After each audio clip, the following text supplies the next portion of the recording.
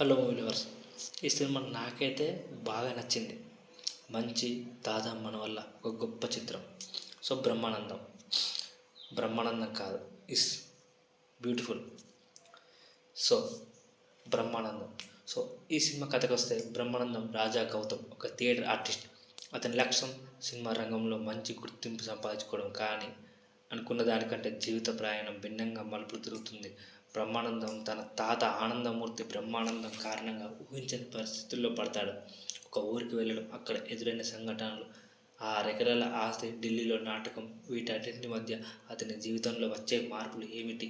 చివరికి బ్రహ్మానందం తన లక్ష్యాన్ని చేరుకున్నాడా? ఇదే కథలోని అసలు మెసేజ్ అని చెప్పాలి. So plus points. బ్రహ్మానందం ఈ సినిమా తాత పాత్రలో నెక్స్ట్ లెవెల్లో యాక్టింగ్ చేశాడు. అద్భుతంగా నటించాడు. ఎందుకంటే సీనియర్ యాక్టర్ రాజా గౌతమ్, వెన్నెల కిషోర్ మధ్య కామెడీ ట్రాక్ నెక్స్ట్ లెవెల్లో ఉంది. చాలా ఫన్ జనరేట్ అయింది. సినిమా తొలి అర్ధ భాగం సరదాగా సాగుతుంది. కొన్ని కామెడీ పంచులు బాగా వర్కౌట్ అయ్యాయి. కథలోని కీలకమైన ఎమోషన్ మూమెంట్స్ ఆసక్తికరంగా ఉన్నాయి. రైటింగ్, కొన్ని డైలాగ్స్ బాగా మెప్పించాయి. సో వెన్నెల కిషోర్ టైమింగ్ అయితే నెక్స్ట్ లెవెల్లో ఉంది. సో గౌతమ్ కూడా చాలా బాగా యాక్టింగ్ చేశాడు. బ్రహ్మానందం వన్ మ్యాన్ షో అని చెప్పాలి. వీళ్ళ ముగ్గురు కాంబినేషన్ మాత్రం, సంపత్ గారి యాక్టింగ్ అయితే ఇంకా చాలా బాగుంది. సో ఆయన ఎప్పుడు మనం విలన్స్ రోల్లో చూస్తాం, కానీ ఇందులో ఫన్నీగా ఎంటర్టైన్గా ఉంది.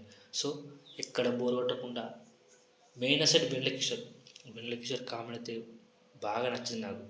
సో మళ్ళీ అతని కోసం మళ్ళీ చూడొచ్చు ఈ సినిమా.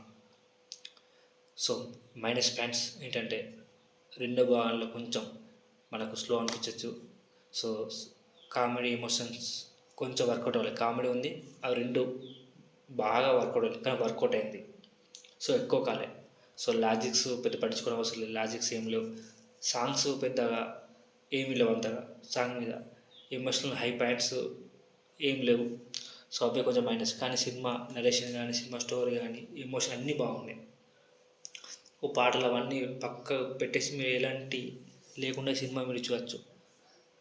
సో నాకైతే తెగ నచ్చింది సినిమా. సో బ్రహ్మానందం తన పాత్రలో ఆయన ఎమోషన్ హైలైట్, ఒక ఎమోషన్ సహజంగా ప్రజెంట్ చేశారు. గత సినిమాల కంటే మెరుగైన పర్ఫార్మెన్స్, ముఖ్యంగా ఎమోషన్స్తో బాగా నటించారు రాజా గౌతమ్. ఇక అసలైన సిసలైన హీరో ఎవరంటే వెన్నెల కిషోర్. అసలైన సర్ప్రైజ్ ప్యాకేజ్ ఇచ్చిన ప్రతి సీన్లు ప్రతిసారి నవ్వులే. బీజిఎం మాత్రం బాగుంది. సినిమాటోగ్రఫీ నెక్స్ట్ లెవెల్ ఉంది. డైరెక్షన్ నిఖిల్ ది తొలి సినిమా అయినప్పటికీ స్టోరీ నరేషన్ నెక్స్ట్ లెవెల్లో తీశాడు. సో ఫైనల్గా బ్రహ్మానంద రాజా గౌతమ్ మధ్య ఎమోషనల్ బాండ్ బాగుంది. వెన్నెల కిషోర్ కామెడీ సీన్స్ ఎంటర్టైన్ చేస్తాయి, కానీ కథలోని కొన్ని లాజిక్స్ మిస్ అవుతాయి. కానీ మొత్తం మీద ఈ సినిమా మాత్రం బాగుంది, చూసేయండి.